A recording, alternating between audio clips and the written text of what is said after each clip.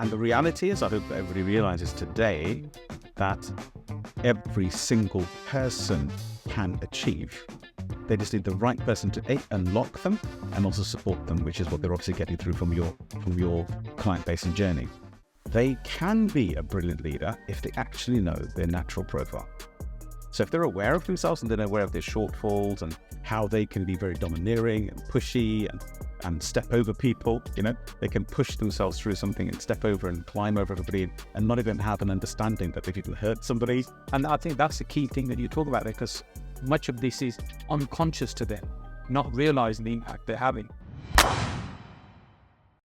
Sukhi, you're third generation in property, the family been here buying property since 1934, probably amongst the first Asians in the UK. And so you've pretty much grown up with property, and 3, maybe 4 recessions you've seen and experienced. Oh, yes, Saj. Thank you very much for having me on the call for a start. Thank you. There's actually, I think, through the family, I've seen personally myself, I think, in the 80s, 90s, late noughties, as we all know, but 2008. And hopefully, we're not going to have such an impactful one now, but there is something happening in the marketplace, as we all know. So yeah, we're very, very lucky.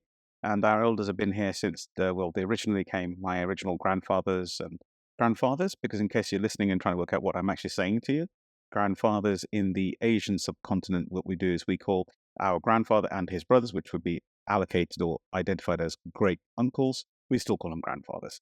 So they all sort of came circa 1934. Historically, we're a family from way back in the subcontinent of India, Punjab in specific. So yeah, we've been in business for quite some time. So you've experienced a lot of change and turbulence in the market, opportunities when prices have gone through the roof and they've collapsed. And so you understand some of these cycles. And one of the challenges you see in the current climate is where, we were talking about this earlier off camera, there's huge opportunities about to present themselves in the property space, and they don't come around very often. But yet people are very fearful of actually taking the steps to benefit from that, maybe change their lives in a rare opportunity that will arise. And you're known as the unlocker. What do you think it is that's blocking the thinking of moving forward when the opportunity is literally just about to present themselves to us? So Saj, one of the key things we've got to remember is actually, in my humble opinion, unlocking a human's potential, which is one of the key things to know. Whether they're in property, whether they're in a family relationship, whether they're trying to find a life partner, whether they're trying to install within their family, the key is themselves. Now, there's plenty of philosophies out there that talk about 80% psychology in success within business. The reality of life is that, of course, that's a part of it. And it is actually a major part. It's 80% of the brain, the function, the mindset, the inner belief. All of these are built upon evidence within one's human nature. So in the near on 13,000 hours that I've been speaking and educating people as well, I try to share the reality of you need to have small wins that you can constantly keep understanding and achieving and ticking off to say that I've actually achieved something moving forward. But specifically, you just mentioned about people taking that first step. I was just reading, I'm in a brilliant studio with yourself, and I'm reading your own things out. A year from now, you'll wish you had started today. And that's one of the key things. And I think that quote is so powerful, Saj, that there is no time better than now. Now is the time when you've got to take action. It doesn't matter whether you're in, there's money to be made in property. If you're talking about property specifically, that's what it is. It's the big property podcast. There is money to be made in property wherever you are, in whichever cycle of recession. Yeah. And now we know you've been around for as long as I have, maybe even longer. The cycles are natural and they happen consistently, cyclically every 10 to 12 years. Yeah. You'll have a little downturn and you can make money on the way down as well as on the way up. Yes, absolutely. Because on the way down, people get a bit nervy and then you can pick up deals quite well. And on the way up is when they've actually already run out of money. So then you get the nice pick off the cherries deals. But we can take this into psychology if you wanted to. Yes, your call. I think that's really interesting. Right now, I'm running a training program on helping find deals, and a lot of it is the lead generation is easy. You identify where somebody might be motivated. then a lot of it is the psychology of the conversations you have, trying to understand what the pain points are. How can you create a solution that works? So I think the psychology is a key aspect of getting results in property. I'm a big fan of that. So yeah, I'd love to take it further, understand what stops people moving forward and getting the results they want. Brilliant question. Do you know, first thing, I'm really humbled that I'm here to be able to talk to you and your audience and your students about this concept, because it isn't that easy, or an oxymoron. It isn't that hard either. You know, if I could just start a little bit about human psychology and psychometrics, that's what I tend to be talking about in these days. I support an awful lot of educators and trainers on the planet. We talk about how their students are progressing and how they're getting on. But the reason why I plug in a lot with this information is because of the fact that we talk about human psychology full stop. Yeah. Because the blocker, the limiting belief, is spawned from within. We're the ones who propagate this up. Now, I'm bringing to you knowledge which isn't, I suppose, maybe brand new, but for me it is. But I do believe in the ultimate maker, and I believe in the divine. So wherever it is, our experiences, our gifts to be able to recall the information, make it useful to the people, is key in life. We were talking about it in the coffee shop, and we were talking, it's so important to be helpful to the people, and the rest, the universe takes over. Yeah. So in context, there are kind of like four types of styles of human being: psychology, psychometrics, which is kind of like a spiritual and psychological assessment of an individual and where they are in their journey, where they are themselves. We have, if I could just share very openly I'll use the framework of DISC, but the reality is I teach a methodology called the Synagogus method, which is something that I've devised with divine gratitude. And it's about using the framework of DISC to understand yourself. Before I go into that, I'll share to yourself just a little bit about how important it is to understand yourself. Yes. Just as a clarification for those that may not be familiar with DISC, maybe explain a little bit what the profiling is and how it works. Wonderful. Yes, absolutely. Great lead. The first key thing is, if I can just liken this and give you an assimilation, that if you sat in a car and inputted a satellite navigational destination. So I've left from Peterborough today to come to Solihull today. So I've put the navigational address in, and as naturally, you just jump in a car and you're following the navi. You trust the navigation, you trust the road map, as we call it, to take that journey forward. There's a hidden action, because I've come from a background of car audio as well, and we were in the earlier stages in the 90s of how actual sat-nav started to function. So there's a hidden action which we need to learn from. The sat-nav itself requires to plot your noun. It's hidden that when you put in your destination, it can't get to the destination. The wheel keeps spinning until you put in the destination of now, and that's what it's doing secretly. Yeah. So it's wherever you are, it's saying, oh, you're in this corner, and this is where you're trying to go. So like a start and an end. Yes. So in context, if I can share, the sat-nav, satellite navigation, cannot function without the first coordinate. So where's you are right now? Where you are right now. Yeah. So it doesn't know where you are. It can guess there. Also, sort of like, I shared this on stage quite a lot when I said, well, if you go to a territorial army individual and ask them, say, can you take me over here? They'll say, yes, sir. And then they'll stand there looking at you. And the purpose of the conversation is that they're going to say, well, I get it, but we're missing a coordinate. Can you tell me like kind of where I am now? That's where I need to be, so I can get you there. We don't learn from this because that's the natural way of moving forward. Most of us just go running into it, or we don't step on the ladder because there's a certain element of not really understanding one's ability to be able to deliver the results required, which is profitability through retail, through real estate, even helping other people's brains. So if I can rewind back with DISC, what is the purpose of DISC? What's the purpose of the psychometric assessment?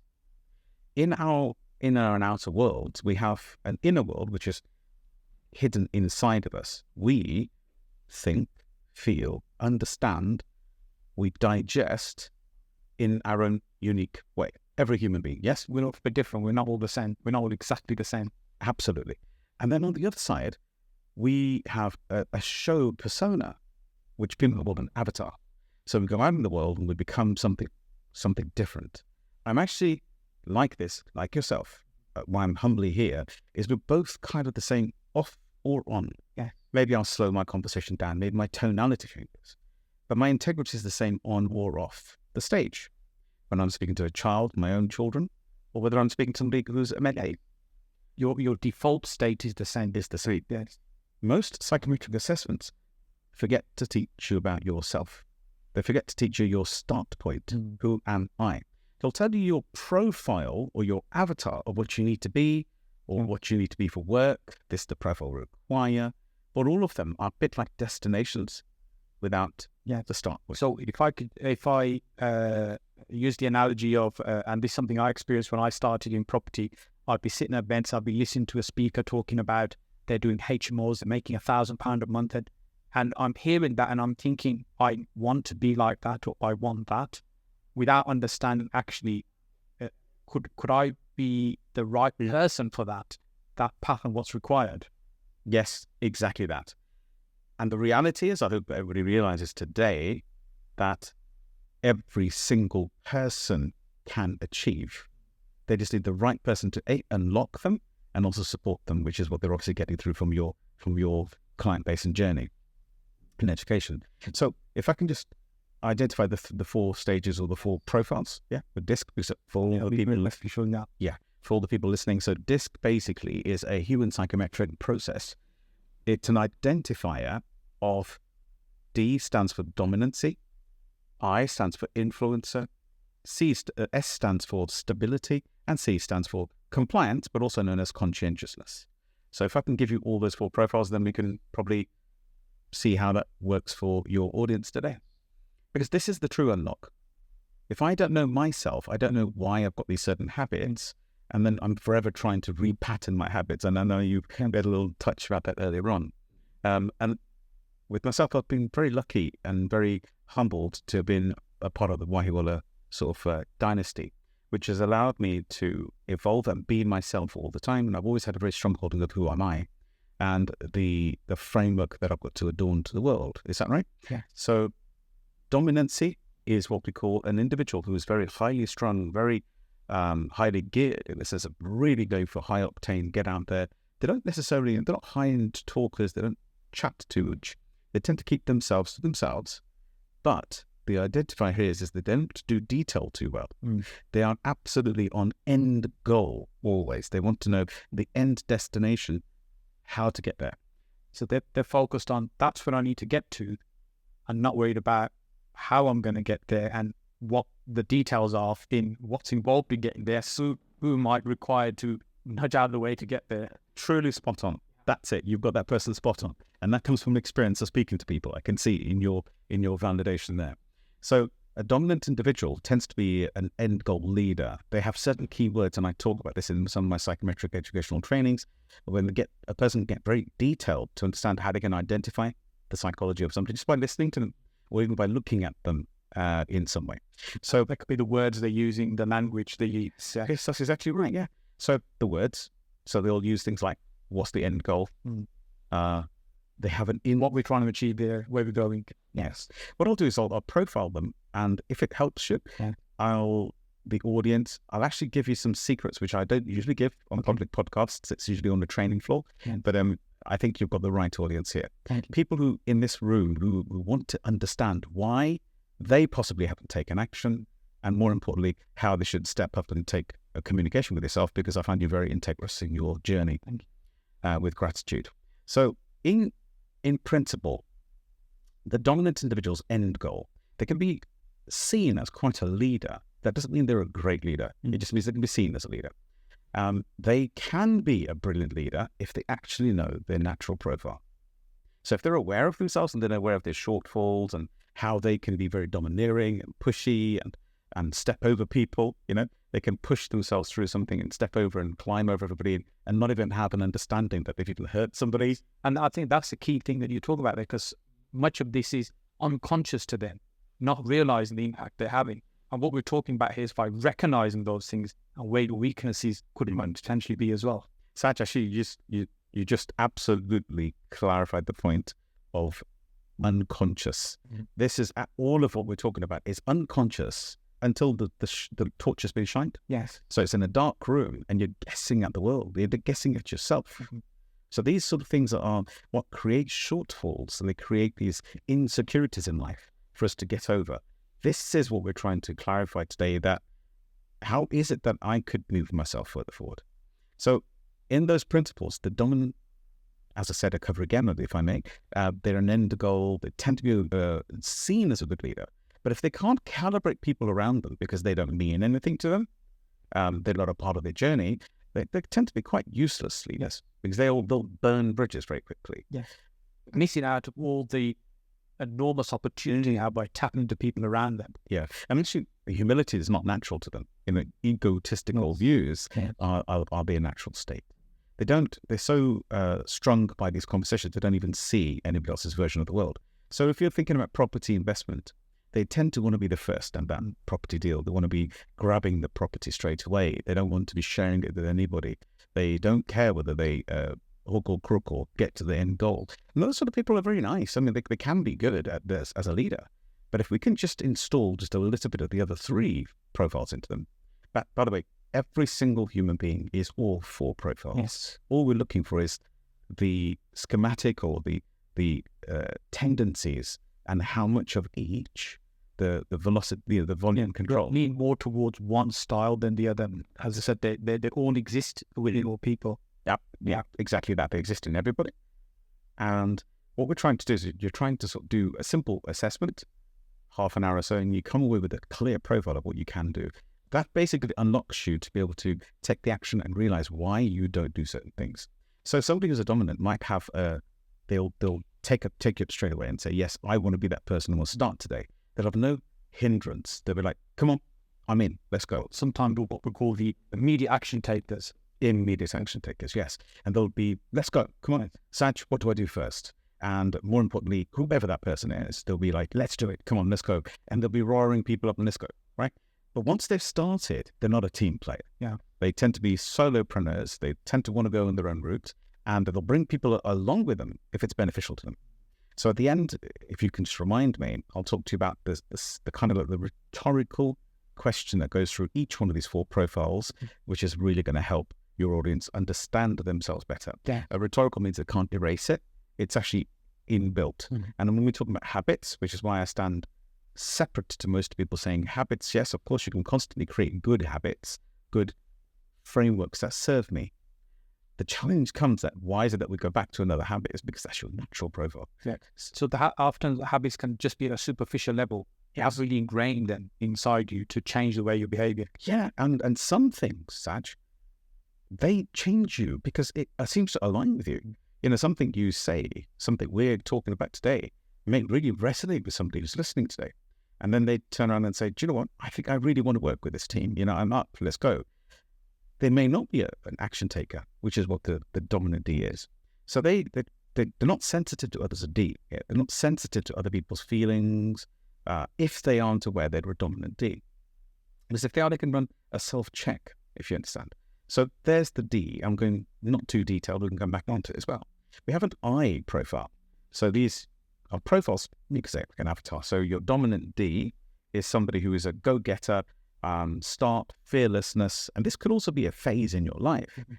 The key here is your unconsciousness, your unconscious natural state doesn't tend to change throughout the whole of your years. If you're a person who's a go-getter, you'll make a few more errors than other people without detail. But once you've taken the errors, you've got also a higher chance of them succeeding because you have an 80% belief in yourself. You know, that higher mindset we were talking about. So the I, the second profile, is the I in DISC, the I. I being an influencer. So now let's describe an influencer. An influencer tends not to want to be the first, like a D, but they do want to be a part of the party. They also are very high octane, truly optimistic. Both the D and the I do not do detail. Yeah. And they're a great starter. And do we need those starters on team? Yes, we do. They're the ones who are the first people to sign up on any of your courses. They'll be there today and they'll trust you to move forward. rightly so in your case, but I've seen many other trainers in the marketplace who are not so trustworthy, and they absorb and possibly exploit this profile. So the I influencer tends to be very trusting, very optimistic, they're very high octane for the energy, but they go through what we call ups and downs, a bit like property. There's a cycle in 10 years, but they'll go through ups and downs because they've kind of expected something of people, and that hasn't shown up, or they haven't delivered. They're no longer needed as a part of a team, because you only need these starters to start, not to finish, if you understand what I mean. Yeah. But they're not completers. So if they're, for example, if they're getting started in property, they'll get excited, they get energized because they've learned about something new, and they'll rush to start. The fizzle runs out very quickly. Exactly that. So why does the fizzle run out? Because actually they don't know themselves yet. They don't know that they're actually made for being a part of a team, and they don't know that they're actually the starter to get that first gear movement going. And they're not necessarily the person who's going to deliver or close or complete. And as long as they can get that right, they're okay. The dominant D and the influential I, again, these are just profiles, are what we classify as extroverted energies. And that extroversion means that they require other people to reboot themselves, to re-energize. So if they're feeling lost, disconcerted in any way, you pop them in a group and they're up on their feet again. Now, the D will be looking for the next secret that they're going to push forward and be first. That's winning the race. And the I will be there saying, oh, great, that sounds amazing. I trust you. Let's go. And off they go. So they're very extroverted energy. So they recharge themselves in the company of others. And people who are listening today may be listening and thinking, that's me. That's the whole purpose of this conversation. And once we can hopefully, by the end of this particular video, you'll be able to understand, say, that's me. And now I would like to take action in a specific way. So they're extroverted. Now we come to the introverted energies. And the two S and the C are introverted energies, which mean that they will recharge themselves solo. They like to be on their own. And they like to possibly read a book, go for a walk, be within nature. And these are the kind of things. More reflective. Much more self-reflective. And they're less likely to take a whim, to take an action without detail. So your DI, they take actions without too much detail. They don't need overload. Yeah. And I'll also tell you a little bit of an impact code, which I've shared to a lot of trainers and a lot of educators and people out there later if we get the time. And this basically means that you can connect with every single human being in every conversation. So the S energy, who is that? The S energy tends to be the person whose state, hence why they call stability. They look for grounding. They look for balance.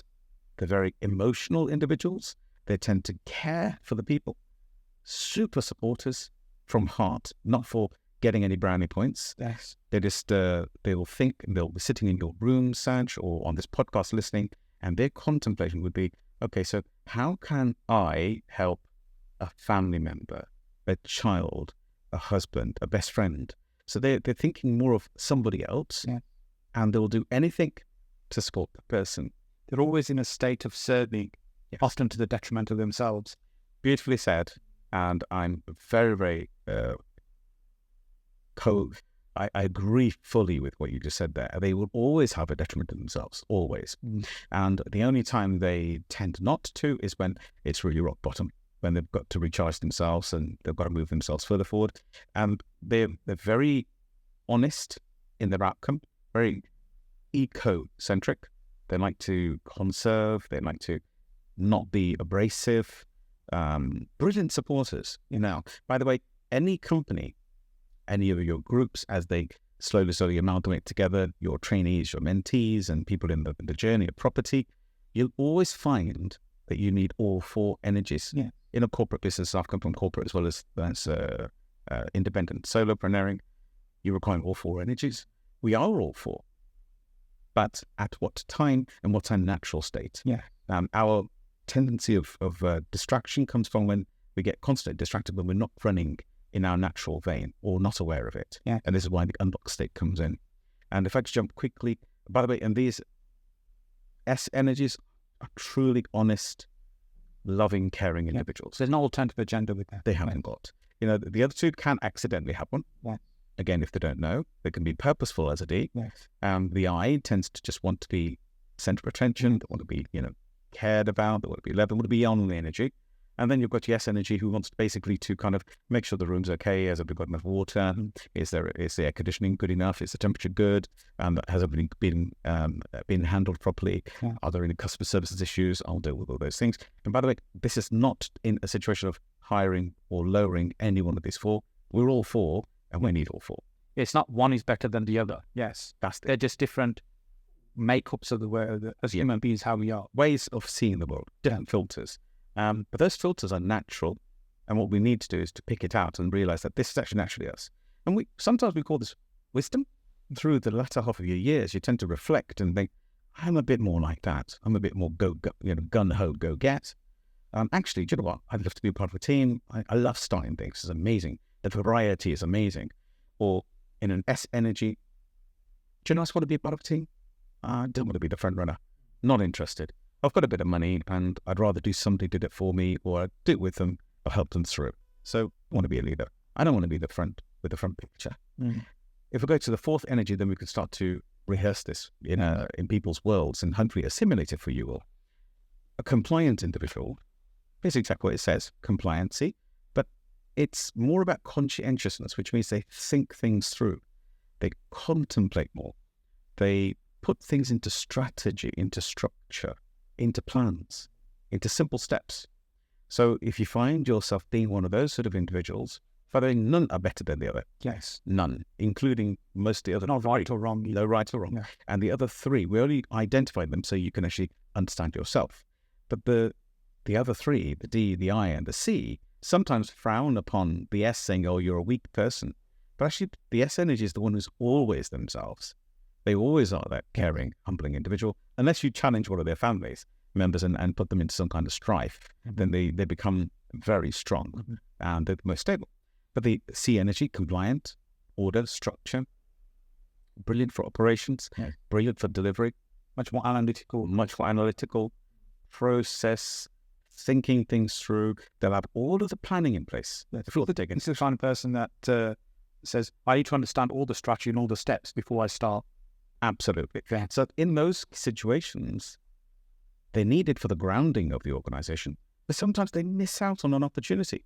There's a beautiful quote that says, if it looks like a duck, walks like a duck, quacks like a duck, don't take a blood sample and DNA test it and wait 3 weeks, because the duck's going to be flown off. It'll have flown off by then. So sometimes time is of essence. Analysis paralysis is a common state. Paralysis, absolutely spot on. So sometimes individuals can take that stand. So both of these two are introverted energies. They need the time personally to recharge themselves. But going back to the compliant is a very necessary part for analysis of deal structure. Sometimes they'll miss a deal when the statistical evidence doesn't allow them to follow it through. But somebody who's maybe a bit more dominant, they take it on. Yes, it's the risk adverseness as well. Yes, that's right. They're not at all risk adverse. They want to basically be risk planned. Yes, and then on the other side, the D will take, if they can see something that somebody else can't do, and they tend to be quicker to see this. Yes, they don't want the detail. They'll take the bigger risks. Yeah, whereas the others will take very small risks. Yes, absolutely. And you'll find through cycles of all these four people, the two at the either ends, the extroverted energies, the I and the Ds, tend to go through so much more financial cycles. They'll relationship cycles, financial cycles. They're quicker. They'll make gun-ho decisions, jerk reaction from the corner. They'll shoot before thinking, that kind of thing. But that also is necessary in this world. We need to move things further forward. They're also the ones who tend to push the boundaries for what's achievable. And so I've seen it myself where somebody is compliant and analytical, or the introverted into from S and risk adverse. The highest risk adversity is from the S energy, as they really think things through. They've got to feel it right. They're emotional, and they will not risk anything. They're the last person to risk. Yeah.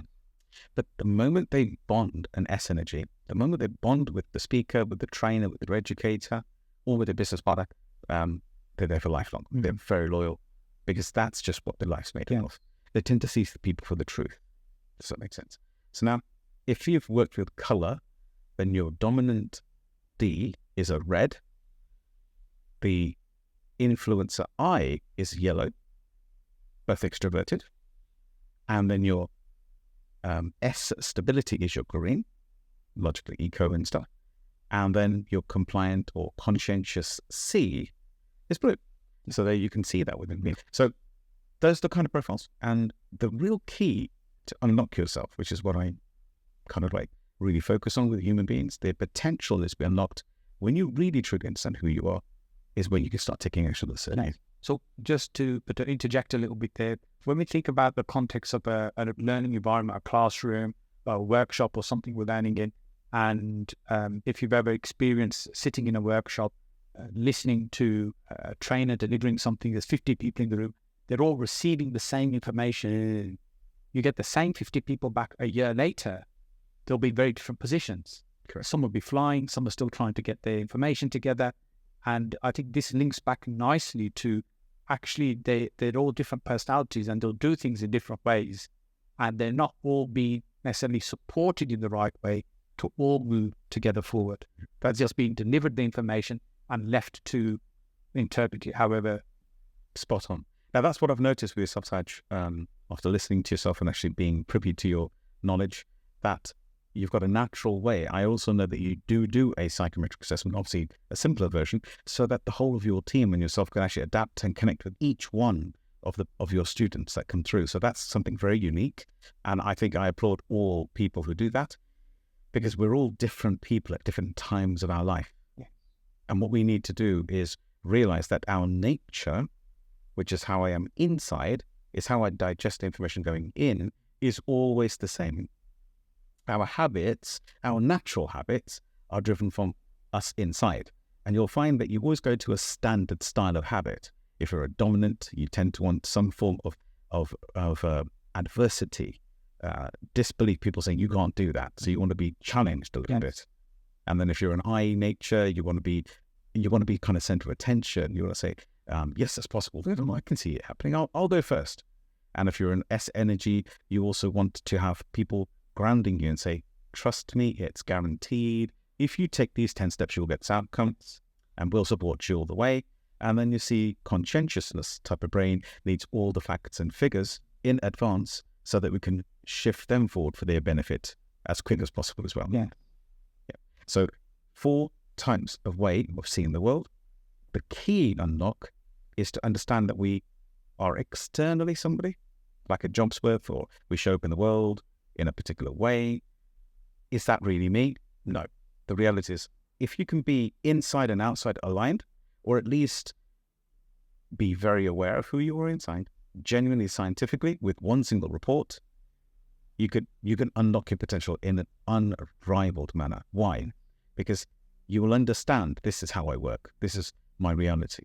There are kind of like, if I just touch 4 or 5 stages of life or phases of your life. So as a child from 0 to 7 years old, we call this the imprint period. The imprint period is principally whatever anybody teaches you. Well, after you've created the bond of trust, all 4 profiles will say, okay, I trust you. Mm-hmm. So if a mum says, son, this is a table, this is a sofa, that's what it is. But if she tells you this is a television, then somehow you've got to think, well, okay, that's a television. And that becomes your reality. Yeah.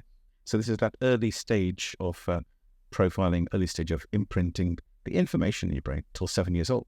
Hence, it's that important to catch your children early and support them in this evolution with some structures. They need parameters at that age.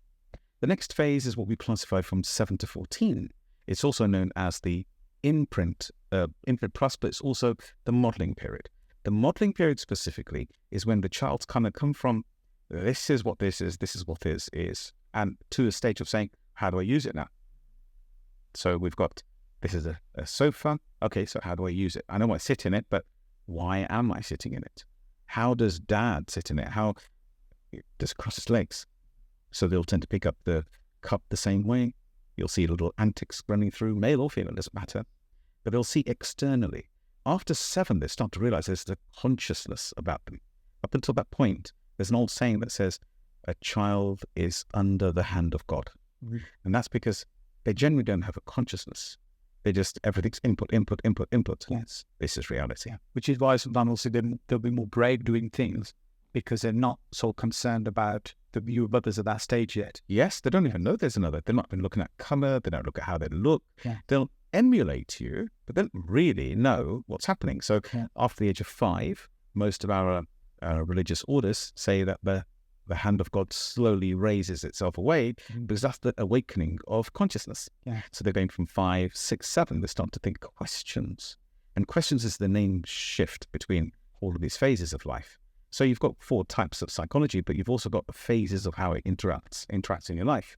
And I'm making this relevant to you because if you're on this journey, you're trying to get into property, you need to understand there's a phase of learning, imprinting. There's a phase of modeling. How do I do this? Who do I follow? How can I take the next step? Which is why you need a mentor, hence that modeling period. And then from 14, so 7 to 14 is modeling. From 14 through to 21 is classified as socialization. So as children, your mum, your dad, and then your school teacher. Yeah. You know, you're in that school environment. You've now got an external teacher telling you, this is blue, this is black, this is pink, this is purple, and you know the world is round. And then you go, oh wow! Even though your parents may have told you, you're going to come back and say, Mr. Smith said to me today, the world is round, and your mum and dad are going to go, yes, yeah, we kind of told you, but it doesn't matter. You know, it's okay, it's good, and that's socialization, which makes human interaction. So if we liken this process towards a student of yours, the first stage is education, education, education, imprint. This is the key. After education has been achieved to a certain extent, we then move to modeling. So you need to handhold into action.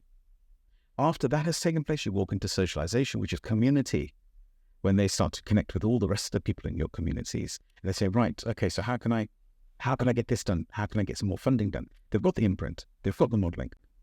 They've done a couple of things, but they want to go bigger. So they think, how do I need more? So they're asking influential questions. They're saying, okay, so how can I raise $1 million, please? Have you done that before? Has anyone done that? Socialization. And then we walk into the final phase, which I'll talk about today, which is the 4th one. And, well, that's actually fine. I'll go to the 5th one today, if you don't mind, which is called maturity. So in 21, so we've got 0, 7, imprint, 7, 14, modeling, 14, 21, socialization, and then 21 to 28, 7-year phase again, is classified as maturity. In normal world, in the outside world, if you're trying to liken this, is that kind of like a post-uni or post-working after 21, you're thinking, well, I wake up at 6 o'clock. I wake up and then I do it this way. No, I don't do it that way. You tend to become a bit more rehearsed and reflective, and you've lost a little bit of the frivolous, gung-ho, maverick, more bohemian style from being a social environment. Like someone says, we'll stay up till 5 o'clock and we'll go to work next day, no worries. Yeah, let's do it. That's the teenage years. And then when you come to your 20s, thinking, it didn't quite work for me. Because you're reflecting, it didn't work. So then you'll slow down a little bit and you'll think about, I wake up this is what I want to do. And then towards the latter half of 26, 28, again, questions start.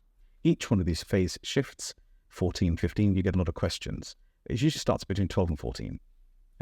5, you'll see in your children, 5 and 7, they tend to ask questions. So as an educator, it's unbelievably powerful to identify when the student's ready to shift to the next phase. And that's when they're asking really structured, good quality questions, which is wanting to move them forward. I'm sure you've seen that in each of these phases. In maturity, they've tended to done a few things. They've got a job. They're sticking to a particular process and format. So it's helpful to them. And so what I mean by that is they've referred and they've reflected and they think, no, I'm good at sales, or no, I'm good at the analytics, or no, I'm good at leading, or no, do you know what? I'll keep the team together. I'm very comfortable with that. So they tend to see themselves in reflection at maturity. Now, 28 to 35, if I can just finalize with this, there is another one, it's called maturity plus. Right. So 28 to 35 years old, they tend to have a human tends to have a maturity plus when they're thinking, okay, so kind of know who I am. I think I've kind of done things which I've achieved and things which I haven't done, had a great result. So I'm mature. Maybe I'm settled. Maybe I'm in the space. Maybe I've got a good life. Maybe I'm balanced. But what is my true purpose on this planet? What am I really here for? That's those questions. What am I going to leave on this planet? They start to think at 28. Children, family, relationships. Am I stable in finances? Do I really want to do what I'm doing for the rest of my life? Those sort of things. And at each one of these shifts, you'll get a cohort of individuals joining your mentoring programs. And the power is that you're actually quite okay with this sort of stuff, Saj, so you can pick it up quickly. So they're the kind of phases. It's like if I liken this to one of your students or a property in person, you need to learn, imprint, period. Model others, so you need a mentor. And then you move to socialization, so you need a network of people, so you show yourself up in the world. And then from the final phase, in maturity, you've tried a few things and you kind of get to know and say, I am a developer, I am a rent-to-renter, I do serviced accommodation. You now try to establish yourself and you kind of know what you're doing and you picked up excellences, good practices, these sort of things will come in place. You're maturing. And then maturing plus is like, sometimes, a lot of us, we start thinking about what am I going to leave on this planet? Could I help somebody else? We actually start to look for people under our wing then. We start thinking, okay, why don't I help 10 people? I don't know if this makes sense. That is the kind of phase. Now, all of these phases are with every human being. And give or take a year. But each psychometric, each profile naturally will react in a different way. And so the dominancy, they'll blunder through it. They'll just push. And they don't see the failures. They're just seeing the positives. And they'll keep pushing through end goal. And they don't see any detail. They're just interested in, it's possible, right, I'll do it. They have self-belief. Get out of the way. Then you've got the I. The I's go phases. They want to be a part of a community. They want to be recognized, understood. They also want to be center of attraction. They like wearing the shiny things, right? So, and they're a bit like magpie approaches. So they'll pick things up and somebody says, rent to rent works. Off we go. And halfway they say, well, no, not rent to rent, go rent to SA. They're over there. And then somebody says, Joe, I need somebody like you. Can you sell my properties now they're built? Yes, I'll do that as well. So they'll just keep jumping. And they don't tend to close. All we've got to do is realize which one of these are with an actual method and scientific report, and you can pick the pitfalls out and kind of like plan the future to guarantee to be a success in some way. And it's, I guess I'm just thinking about, as we're talking about this, so for example, let's say somebody who's going to do rent to rent, for example, part of that process is selling yourself to the agent or the landlord as to why they should give you that property. Now, if you're very introverted in your profile or you're very analytical, either you'll be very uncomfortable in that state of selling, that's not your normal state, or you may over-analyze, spend too much time analyzing, as you said, and somebody else has come in and taken the deal. And it's recognizing these things so we can get the best out of ourselves. Yes. So if I could just amplify that for yourself, we've been given the positives. Let's look at some of the drawbacks. So if you're listening to this podcast today or watching it, you'll notice you're a type of person who tends to take action and get successful, but people around you don't stay with you. You're not so good at figures. Sometimes you're guessworking. And you try, I'll follow the gut. I'm pretty certain this is going to work. I can see that being sold. So you're visualizing perfectly. But you overspend because you're not really seeing the details. And the team around you doesn't seem to stay. They're like, thank you, Sukhi, but you're not a nice guy to work with. And off you go. And off you go. So they disappear. Now, on the same token, you could be a person who's seeing themselves as your great starters and you start the ball rolling, but somehow you just can't close. You can sell easily, but you can't close the deal, the negotiation. You'll be building the websites, the amazing logos, and you'll be preparing everything and getting ready, but not actually getting the deal. No deals are closed, but you start. You're doing all the stuff around it, all this, and you'll be busy, but not getting it done. Yeah, we all know the busy fool type scenario. I'm not calling it a bit fool here, but the thing is, anybody who's busy without purpose and intensity in action, they are fooling themselves. Yes, it's not productive. You're busy, but not necessarily productive. Yes. And so you've got the D, who tends to lose all the people around them, the assets, and more importantly, the team assets, because they're unaware and they just push people away, but they're not interested. Go, that's it, thank you, bye-bye, I don't need you anymore. Now, if they knew, they'll sustain and retain the other three energies. So now let's look at having that awareness that actually I'm maybe not so great at this thing, and actually by being aware of that and become conscious of it rather than being subconscious. You've hit the nail on the head. This one point that you've just said there, Saj, is the key. The key is, do I know my nature, my natural state? People have heard the conversational saying, well, it's not my nature to do that.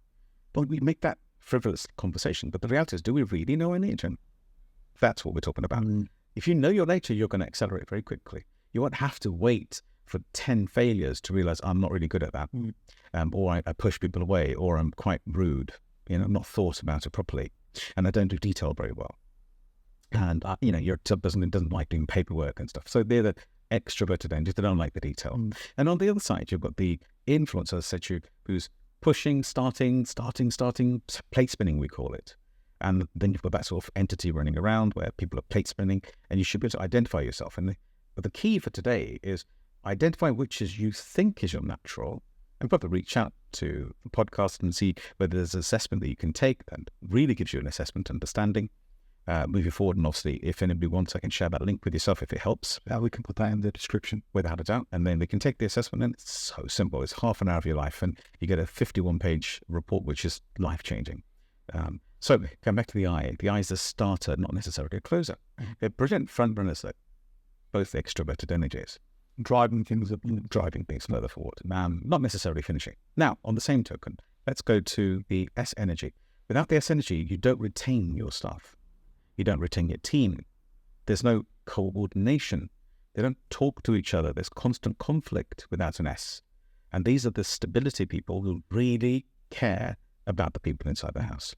So they'll make sure that Saj and the people in your students, if it's okay, no problem. If there's a problem, we'll resolve it. And they'll put the right person in contact to make success a higher result.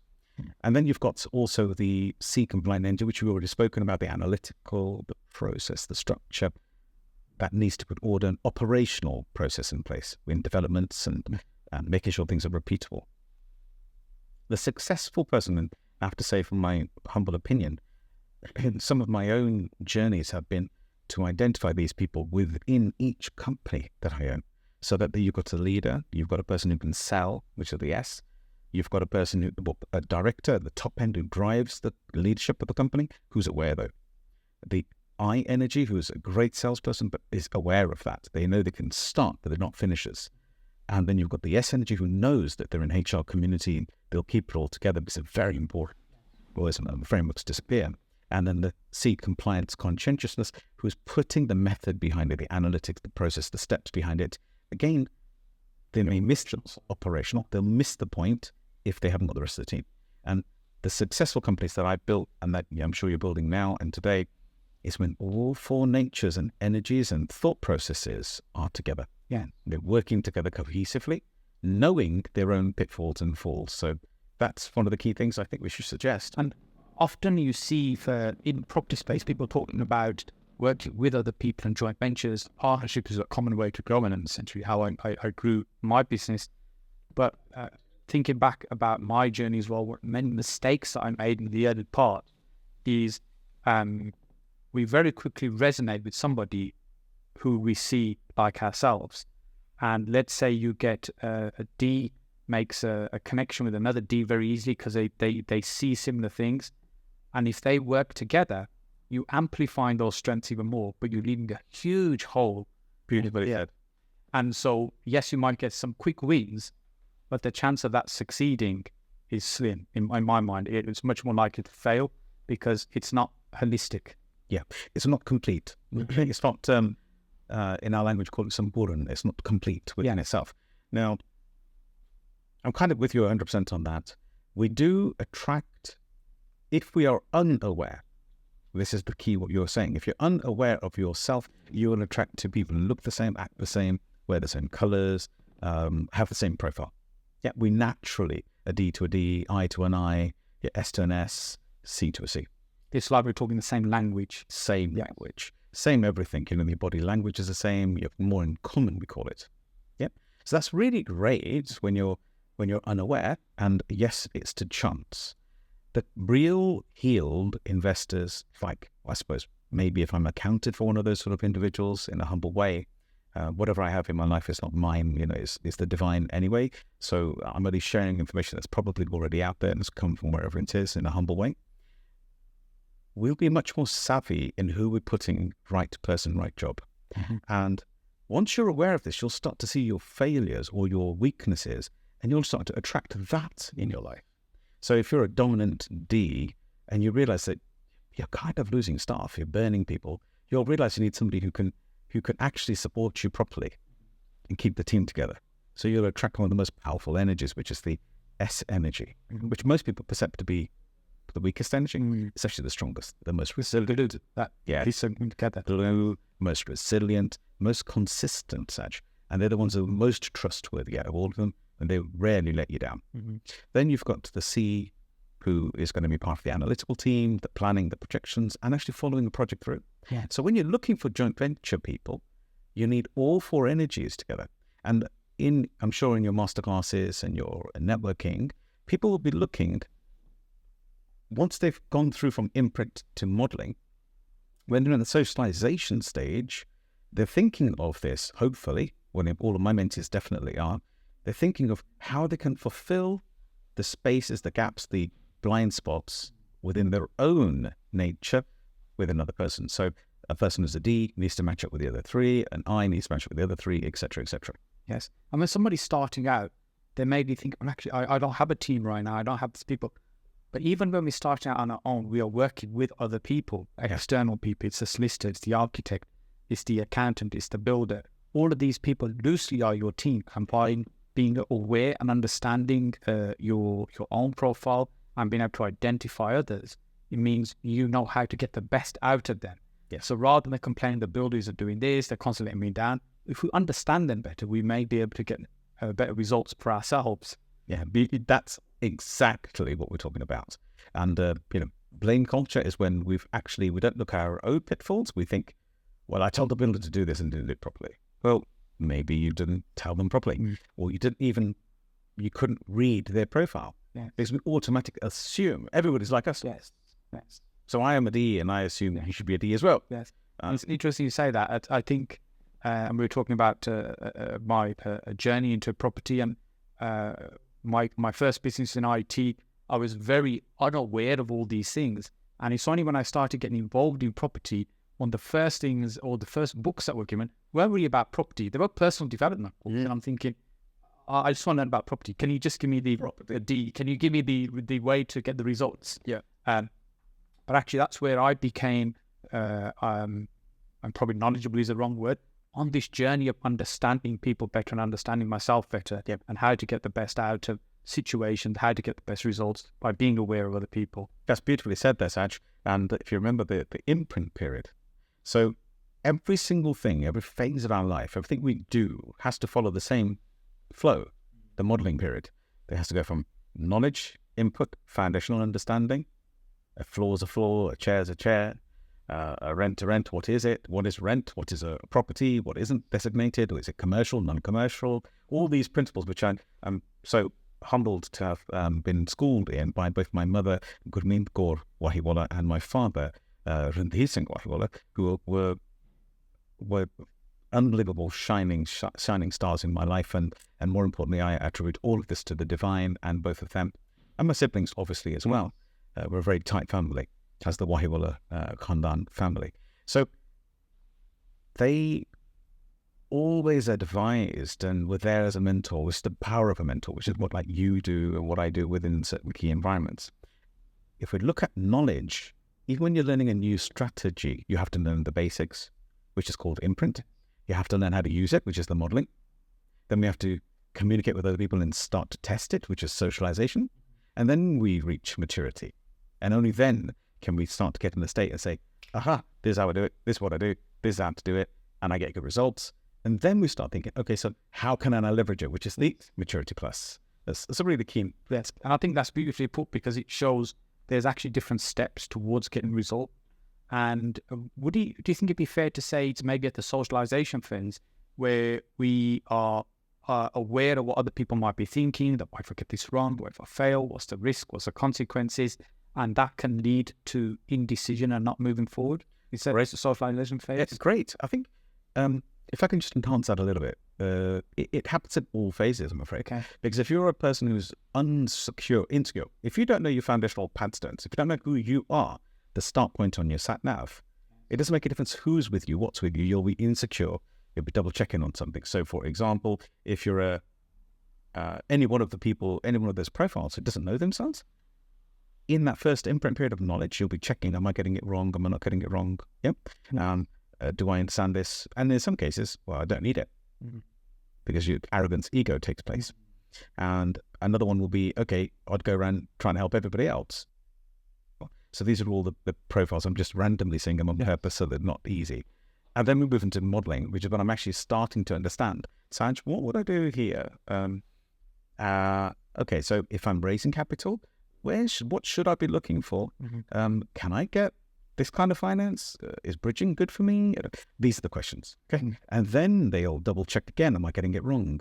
So it doesn't matter where you are. As long as you don't, if you know yourself, you'll know your cycle, your power code, I call it. If you know that power code, you are your own best chance of success, if you can understand. And in socialization, again, they'll see somebody else doing it slightly different to themselves, such. And then they're thinking, could I have done it that way? Or should I have done it that way? Well, the reality is, if you know yourself, you're usually taking the right journey. Maturity is when they're looking back and say, well, did I make enough money? Why did I make a loss? And that could be another challenge again. And then in the final phase of, there's 11 pages, but pinch maturity plus, they may be contemplating, if I show somebody else how to do it, how do I show them? Will they get the same results? Do I look like an idiot then? Will it be silly? That kind of thing. So I think it's very powerful. If you want to actually, at this particular point, maybe some of your mentees or people who are following you now on your podcast and YouTube channel, they might be thinking, which one am I? Because I can give you some antics, you've already got that, but I can give you a really quick assessment if anybody wants it. I think that would be really beneficial and useful to do that. So we call this the Psychometric self-identifiance, and this is an internal cognitive thought conversation. So it's the unconscious mind, the heart center, the conscious mind, the brain. So how do you dialogue that internal hypnotic tongue? The little chimp, as some people call it. In the background. I don't call it that, but your inner voice is what I'm interested in. How is that understood? How are you actually identifying it? But it's really simple. It's the first time I'm sharing this on anybody else's podcast. It's usually my own stuff, with humble honesty. And I find the integrity in yourself, that's why I'm bringing it forward. There is a power. It's like a rhetorical identifier. This is what creates your habits unconsciously. So you don't know it's happening, but you realize that you tend to do certain things certain ways, and you're trying to think, well, why am I doing it that way? Why did I do it that way? Somebody loves it about you, or somebody hates it about you, whatever it is. So if you're thinking you're a dominant D, there has to be one. This is in my book, but I haven't published yet. There has to be one rhetorical question that comes up that never gets answered, but is running in the background of every single action, and that is, am I winning? And that's it, bar none. Whatever you do, if you're standing in a room, am I winning? I'm the first one there. Did I get across the line first? If it's a new strategy, okay, am I going to do it first? Am I going to win with it? Everything's about, am I winning? If you are a person who's not consciously, but maybe unconscious, thinking, I've got to get there first. I've got to get there. I can do this. Let's do it. You'll really realize that you're probably a dominant nature. And the quicker you can get an assessment in place, the quicker you can become a palatable individual, and you increase your success ratio. So if you want to win, you better start to learn very quickly. Then the I energy. The I energy has got a very interesting question as well. Their rhetorical question is, am I being loved? And that's it. They do anything for somebody as long as they get their adoration back. It's got to be about the love. We're still friends, aren't we? We're still friends, aren't we? Or the D would be saying, yeah, but I did it first. Yeah. First, I'm good. But there's pat on the backs. Yeah. And the I nature would say, we're still friends, aren't we? Haven't said anything wrong, hi, Saj. We're still friends, right? And they'll be in that sort of stage. So if you're going through life and you're taking actions based upon am I still being loved? You care what other people think of you. You're very much probably an I nature, both extroverted, I and D. So walk into the introverted section, the S energy. The S has one rhetorical question. And I'm really, really thinking twice about this because I've never really shared this information in Public Agenda on August's podcast. So I'm very humbled as well. The S energy constantly thinks, am I safe? And it's all about safety. And for them, it's like, well, if I put the money, is it safe? Am I safe in this room? Are the people around me safe? Everything has to be around the edge of safety. And it's a rhetorical, never gets answered. Yeah, about protection. Protection, safety, balance, and is everybody okay? It's about safety, even their own. By the way, none of these are better than the other, just to clarify. We're all equal in this thought. We just need to know in what frequency, what intensity we have each one of these to have, and that's where the report comes in. And the final C, please listen to the words exactly. It's that important to listen to it. It's not, am I right? Not at all. It's, I am not wrong, am I? That's the rhetorical obsession between all of these four energies. The D, am I winning? It's obsessive. Yeah. The I, am I being loved? Oh, I need to be loved. I need to be liked. And that's the I obsession. You have the S obsession of safety, security, assurity. And then you have the C, compliant, conscientiousness. And I'm not wrong, am I? So then they overdo the analytics, they get on the right, they double check, and they double check, quadruple check, and the validation of other people, what you were just saying. So these are the secrets of understanding yourself. So in property, this is relevant to anything, by the way, in life, Saj, but in a big property podcast, you should be thinking, okay, so which one of these four languages am I talking rhetorically to oneself, and how am I going to move forward? And in each case, in your case, if you find yourself an unlocking mentor, life becomes complete. You start to have better success. You start to reflect quicker. You understand the pros and cons of other people around you in your power teams, how you can actually take them forward with you. And success becomes repeatable, consistently, and much more frequently. Yeah. That's the secret. Yeah, and that's really interesting. I mean, I've never heard the question being put in that way before, and I really found that beneficial, actually. So I've never heard it be put in that way. And when I start working with people, for example, when I'm mentoring somebody, one of the first things we do, like a strategy session, and the strategy session really is a case of, look, we've got a goal where we want to get to, but let's take some time to understand where we are now, as we were talking about earlier. Correct. What are the strengths we're running? Even the simplistic like SWOT analysis. What resources do we have available? Is time a challenge? Are we going to be able to tap into money? What skills do we already have that we can maybe transfer from a different experience in life that can be used over here? And how can we put all those strengths together and find a strategy that's going to give us the what I call the low-hanging fruit, what's going to give us the result the easiest?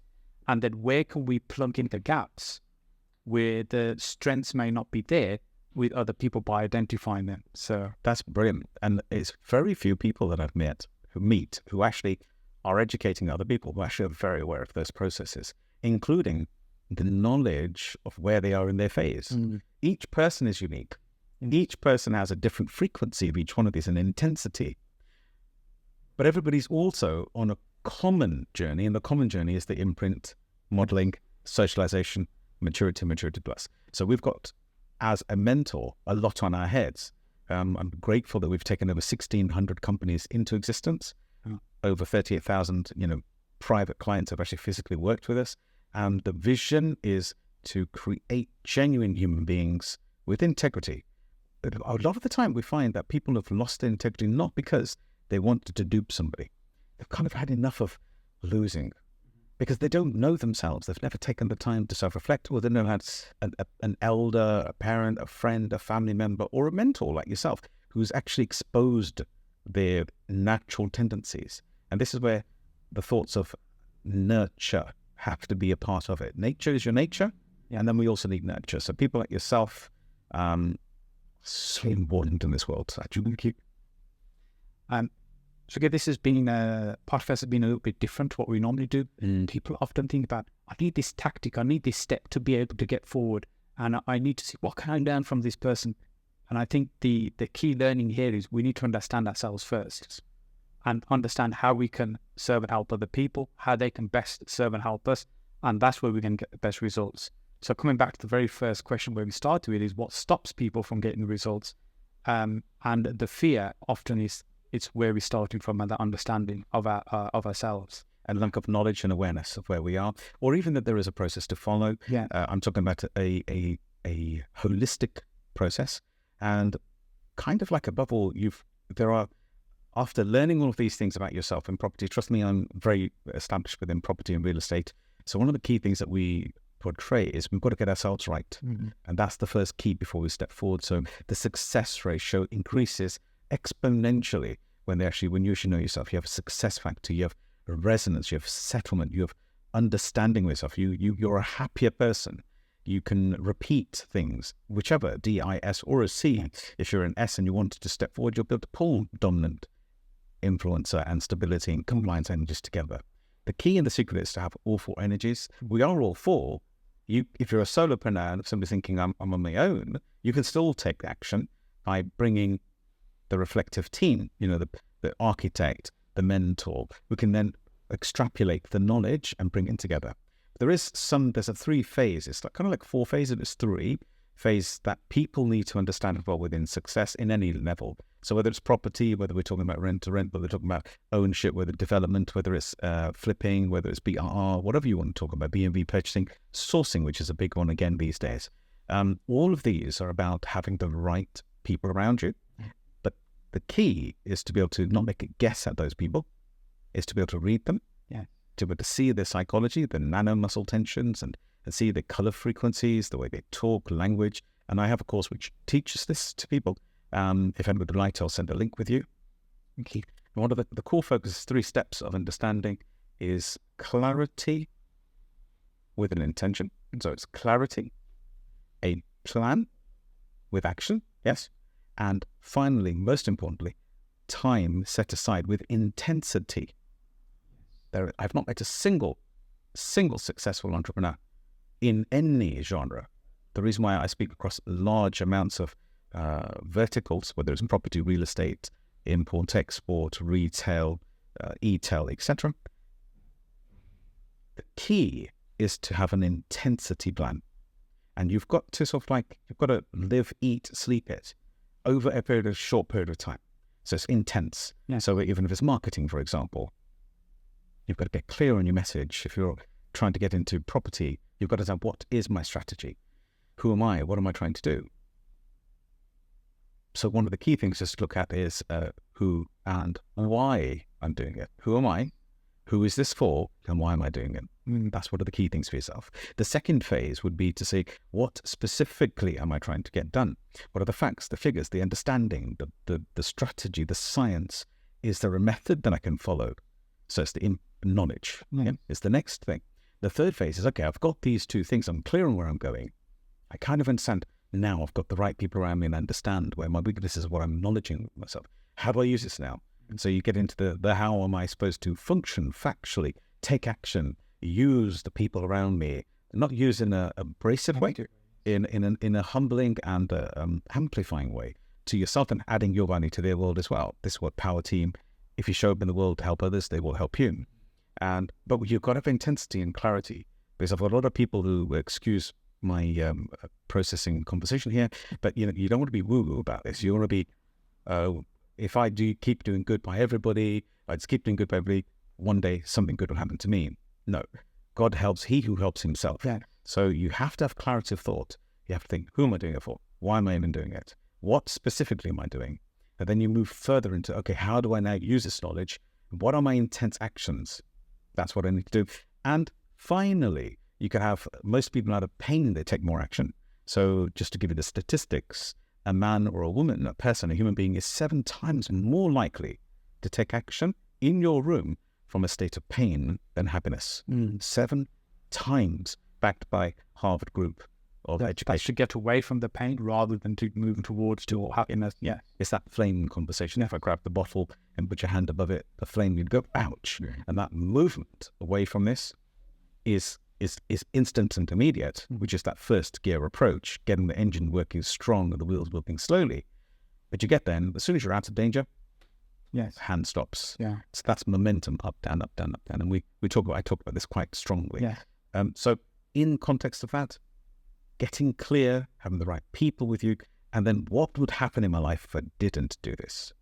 So the last phase is that pain away from. You can use that as a really powerful starter. So sometimes you should come into your rooms and say, oh, what's my world going to look like without it, not with it? Yes. It's always great to have an end vision and growth. Those sort of things tend to be falling all the time, and but you want to push yourself away, as in first again, create some inertia in your world, and that's usually away from energy. So the what if is the last thing. So the first thing is who and why. Second thing is what specifically. Third thing is, okay, how do I use it? And the fourth thing is, this is very important for intensity and focus, is what would happen in my life if I didn't do this? Yeah. So it's that intensity in action. And remembering one thing that, if you're a person in life that's constantly going financially sound, broke, money, broke, Brennan, you might be listening to this. That's not wrong. It just means that no one's actually taken the time to show you what you're doing right or wrong. And this is kind of stuff that we do in people's brains. That's basically an away from. When you're away from the fire, you're broke. You push yourself to get money again, then you're broke. So the momentum is written by that, because in our understanding, I call it the power gold method. Power golds that we took at a masterclass, where we put a proper plan in place that's followable for 10 years for you to know your end of life and 10-year planning, so that you're actually pulled towards instead of pushed away. Yeah. So you're pulling towards something, to an end goal. You still need those small little pushes and nudges, absolutely, but they need to fit into a plan for an end goal of, I want to help 1 million people on this planet. That should be a pull. That means that you're going to slowly, steadily keep going. You're going from strength to strength. And people talk about why you're doing it, what's motivating, what's driving you. And when you have that strong why, and you know what the purpose is, then you are more inspired to keep going, rather than having to constantly push and motivate yourself to move forward. Spot on. And in those contexts, even the mentors need mentees, need to mentor, be mentored. And so those are the scenarios that I tend to be in. I'm one of the unsung heroes, keeping people on that end track. And where's the vision? Where's it going? And I was so grateful to have that within my life, with my parents as well. So sadly, both of them are gone since last year, but they moved into the light, and God bless them in their journey. God bless them. Sukhi, this has been an amazing conversation. I really appreciate you taking the time out to come and speak to us as well, and very inspirational. And may you continue to do this kind of work and serving many people. What's the best way for people to connect with you and engage and interact with you? Firstly, thank you so much for having me on this podcast. What an inspirational conversation. Sometimes we live for the best to come out in helping others, and your questioning and your resonance itself has been very warming, and has inspired me to share more than I would usually. So I thank you for that, with that security element. Honestly, this is a journey. People who tend to know me, who have worked with me, they tend to work with me forever. For as long as I'm here on this planet and this journey, I generally serve, and I'm very technical with how we help people. We truly use neuroscience to unlock their potential at any level, wherever they are in their life. It's been wonderful on this conversation. It's such a breath of fresh air to be in and around people who are really, truly trying to help other people. My contact is very simple. If anybody would like to reach out, it's kind of like through any of my social medias, I'm sure. Alternatively, I'm very happy for people to have my mobile one. I'll happily share it now if you want it. People just WhatsApp me directly. They get to speak to me. I'm not an emailer. You can Google SukhiWahiwala.com by all means, but to get hold of myself directly, just UK if it was around. I can share the number in the description as well if you like. Absolutely, and just reach out to myself directly. But all different social media platforms. Every social media platform can reach you through there as well. Sukhi Wahiwala on any platform. They all lead to me. Alternatively, please communicate via yourself and just get hold of me. Thank you. And thank you so much. Such a pleasure. It's an absolute pleasure to have been here. Thank you so much for having me on.